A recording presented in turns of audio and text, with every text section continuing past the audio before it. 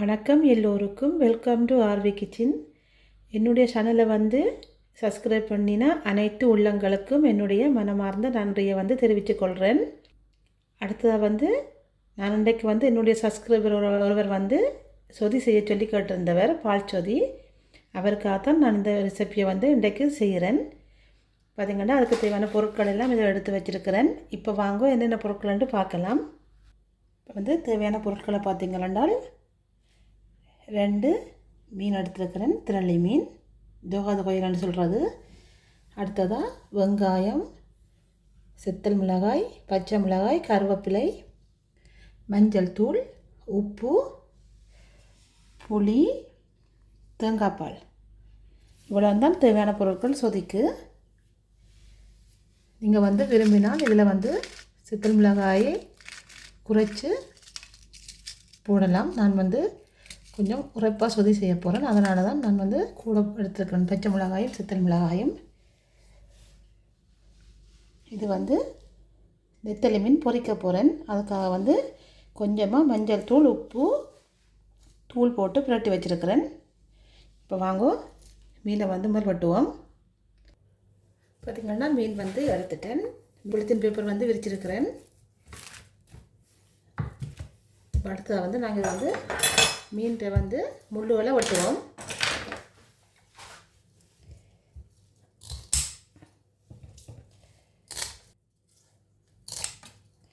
பார்த்திங்கன்னா மீன் முள்ளை வெட்டியாச்சு. அடுத்தது மீனை ஆட்டி எடுக்கணும்.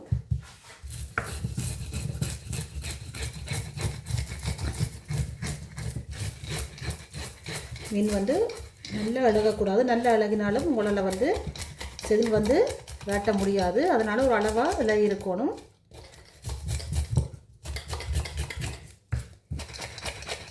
நான் எப்படி மீனை க்ளீன் பண்ணி வெட்டுறதுன்றது தான் உங்களுக்கு இந்த வீடியோவில் முதல்ல காட்ட போகிறேன்.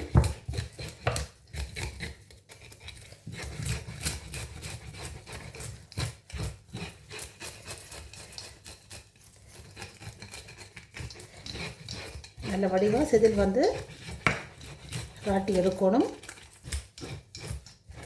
நல்ல வடிவாக ராட்டியாச்சு. இப்போ அடுத்ததாக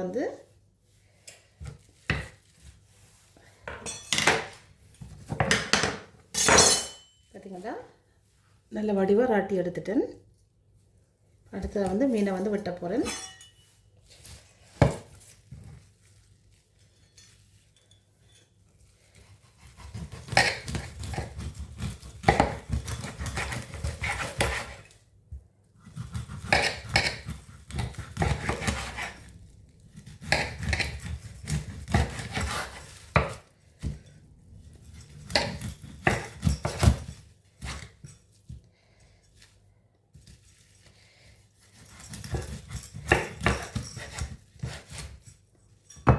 பார்த்திங்கன்னா நல்ல வடிவாக வெட்டியாச்சு. இப்போ இதை க்ளீன் பண்ணணும். இது கொழுப்பு மீன். பாருங்கள் இப்படி இருக்கிற நல்ல கொழுப்பு வந்திருக்குது.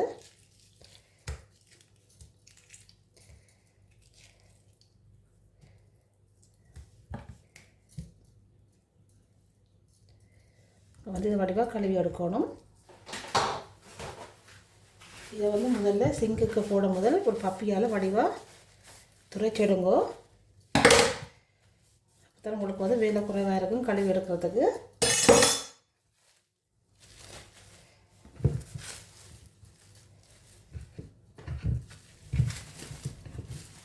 இப்போ பார்த்திங்கன்னா நல்ல வடிவாக உப்பு மஞ்சள் தூள் போட்டு வடிவாக கழுவி எடுத்துட்டேன். இப்போ மீன் ரெடி ஆகிட்டுது. அடுத்ததாக சொதிக்கு சொதி வைக்கிறதுக்கு ரெடி பண்ணுவோம். பார்த்திங்கன்னா நான் மண் சட்டியில் தான் சொதி செய்ய போகிறேன்.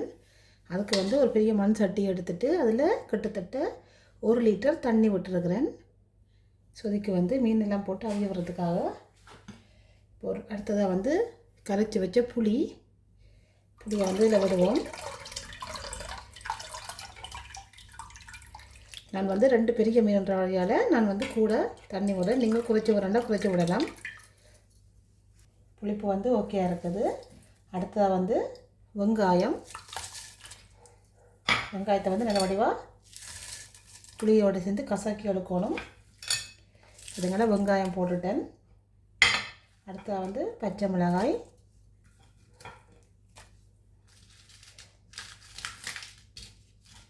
அடுத்தது வந்து கருவேப்பிலை வந்து இந்த வடிவாக பிச்சிட்டு போடுங்க.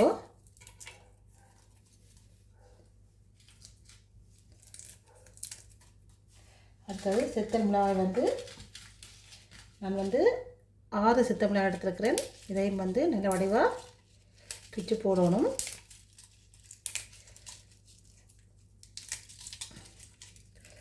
இப்போ வந்து பிச்சு போட்டாச்சு. அடுத்தது வந்து உப்பு. நான் வந்து இதில் 1 மேசக்கரண்டி உப்பு எடுத்துருக்கிறேன். வந்து 1 மேசக்கரண்டி உப்பையும் இதில் சேர்க்கிறேன். கொஞ்சமாக மஞ்சள் வந்து சேர்க்க போகிறேன். கொஞ்சமாக மஞ்சள் தூள், 1 தேக்கரண்டி மஞ்சள் தூள் சேர்த்துருக்கிறேன். இப்போ நல்ல வடிவாக இதை வந்து கையால் மிக்ஸ் பண்ணி விடணும். இது வந்து கையால் நல்ல வடிவாக மிக்ஸ் பண்ணி விடுங்க. அப்போ தான் உங்களுக்கு சொதி வந்து நல்ல டேஸ்ட்டாக இருக்கும். கொஞ்சமாக தேங்காய் பால் சேர்க்க போகிறேன். நான் தேங்காய் பால் சேர்த்து தான் நவிய வரேன். நான் கொஞ்சமாக தேங்காய் பால் சேர்த்துருக்குறேன். சேர்த்துட்டு வடிவாக கலந்து விடுவோம். இன்னொரு கொஞ்சம் மஞ்சத்தூள் சேர்க்கிறேன். நான் வந்து மஞ்சத்தூள் வந்து 1 தேக்கரண்டி போட்டேன்னா ஆனால் பெருசாக கலர் காட்டையில், ஆனால் காணும். இப்போ வந்து இதை வந்து அவிய விடுவோம். அடுப்பில் வச்சு வந்து அடுப்பில் வச்சாச்சு. அடுப்பு ஆன் பண்ணி விட்டுட்டேன். இது வந்து நல்லா கொதிக்கட்டுக்கும். கொதிச்சதுக்கப்புறம் பார்ப்போம். பாருங்கள் வந்து சொதி வந்து நல்லா கொதித்து கொண்டு வருது. இந்த டைமில் தான் நான் வந்து மீனை வந்து இதில் வந்து போட போகிறேன்.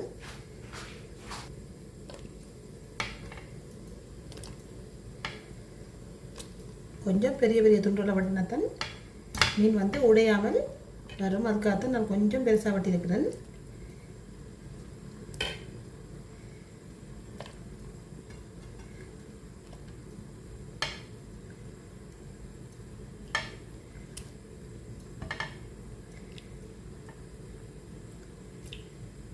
பார்த்திங்கன்னா இப்போ எல்லா மீனுமே போட்டாச்சு. இப்போ லைட்டாக கலந்து விடுவோம். கலந்து விட்டுட்டு நல்ல வடிவாக அவிய விடணும். அதுக்கு முதல் உப்பு பார்க்கணும். மீனுக்கும் உப்பு போடணும். நான் வந்து 1 மேசக்கரண்டி உப்பு போட்டிருந்தேன். நான் அடுத்ததாக வந்து இன்னும் கொஞ்சமாக உப்பு சேர்க்க போகிறேன். நான் வந்து 1.5 மேசக்கரண்டி உப்பு சேர்த்துருக்கிறேன். வடிவாக கலந்து விடுவோம். கலந்து விட்டுட்டு நல்லா மீனை வந்து ஒரு 10 நிமிஷம் நல்லா அவிய விடணும். வந்து நல்லா அவியட்டுணும். வந்து ஓகேயாக இருக்குது. வந்து அவிய விட போகிறோம். அவிய விட்டுட்டு பார்ப்போம். இப்போ பார்த்திங்கன்னா கிட்டத்தட்ட 15 நிமிஷம் அவிய விட்டேன் நான். இப்போ மீன் வந்து நல்ல வடிவாக அவிஞ்சிட்டுது. அடுத்த வந்து தேங்காய் பால் வந்து விட போகிறேன்.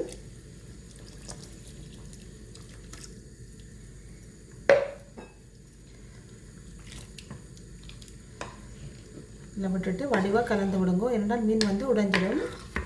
அதுக்காகத்தான் நல்லா தேங்காய் பாலும் விட்டாச்சு.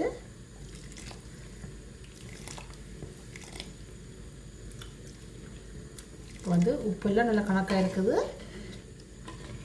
தேங்காய் பாலை விட்டுட்டு ஒரு 2 நிமிஷம் நல்லா கொதிக்க விடணும். நான் வந்து மொத்தமாக 400 ml பால் விட்டுருக்கிறேன். கிட்டத்தட்ட 1 லிட்டர் தண்ணிக்கு நான் வந்து 400 ml பால் விட்டுருக்கிறேன். இது வந்து 2 பெரிய மீன் நன்றபடியால் நான் கொஞ்சம் கூடவாக சொதி வைக்கிறேன். வந்து கொதிக்க விடுவோம். சொதி வந்து கொதித்து கொண்டு வருது. இனி வந்து நான் அடுப்பை நிப்பாட்ட போகிறேன். உங்களுக்கு வந்து தேங்காய் பால் பத்தாதுன்னு நினச்சிங்கன்னா நீங்கள் தேங்காய் பால் இன்னும் கொஞ்சம் விடலாம். எனக்கு எல்லாமே ஓகேயாக இருக்குது. அடுத்ததாக வந்து சொதியை நிப்பாட்டிட்டு மீன் பொரிக்க போகிறேன். கொஞ்சமாக நல்லெண்ணெய் விடுறேன். நல்லெண்ணெய் வந்து கொதிக்கட்டுங்க. எண்ணெய் வந்து கொதிச்சிட்டுது.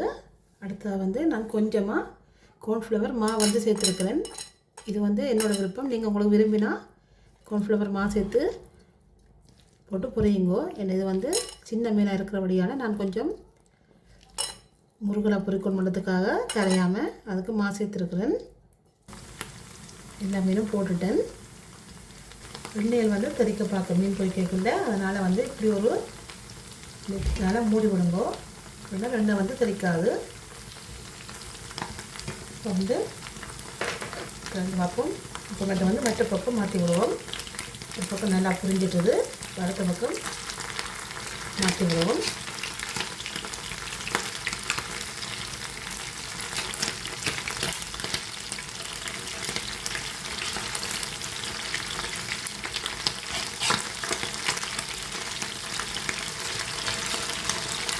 இந்த மீன் வந்து நல்ல சத்துள்ள மீன்.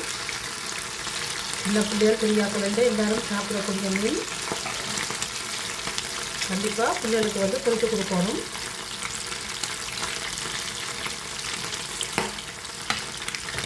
பாருங்கள் அப்படி வடித்து வந்து வடித்து கண் முட்டையெல்லாம் பறக்கும். அதனால தான் நான் அப்படி ஒரு மூடியோட மூடி விடுறேன். நான் வந்து இன்னும் நல்லா பொரியட்டுக்கும். பத்து பக்கம் மாற்றி விட்டாச்சு. மறுபடியும் மூடி போட்டு மூடி விடுவோம்.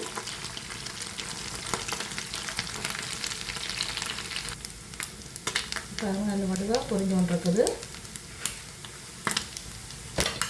வந்து லைட்டாக பச்சை மிளகாய் வந்து வெட்டி போட போகிறேன். இது கொண்ட விருப்பம் மட்டும் நீங்கள் போடலாம். நான் வந்து வாசத்துக்காக 2 பச்சை மிளகாய் வெட்டி போட போகிறேன். இப்போ வந்து கொஞ்சமாக கருவேப்பிலை போட்டு வடிவாக கலந்து விடுவோம்.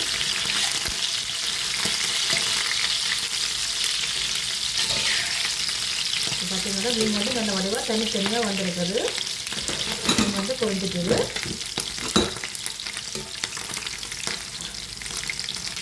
ரெடியாகிட்டு இதை வந்து விரட்டலாம். இப்போ ஒரு பிளேட்டில் வந்து டிஷ்யூ பேப்பர் போட்டிருக்கிறேன். இதை வந்து எடுத்து போடுவோம்.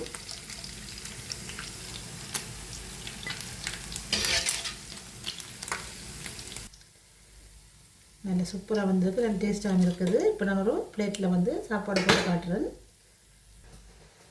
நான் வந்து இன்றைக்கு வெள்ளை சோறு தான் சமைக்கிறேன்.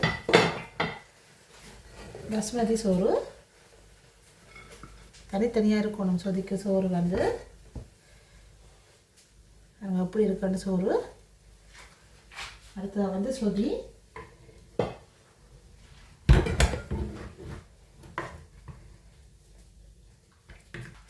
கொஞ்சமாக நெத்தலி பொரியல் அதோடு சேர்த்து நான் பொரித்து வச்ச மிளகாய், உரைப்பு பத்தாட்டி சாப்பிட்றதுக்காக மிளகாய். பார்த்திங்கன்னா சோறும் பால் சொதியும் மீன் பொரியலும் ரெடி ஆகிட்டுது.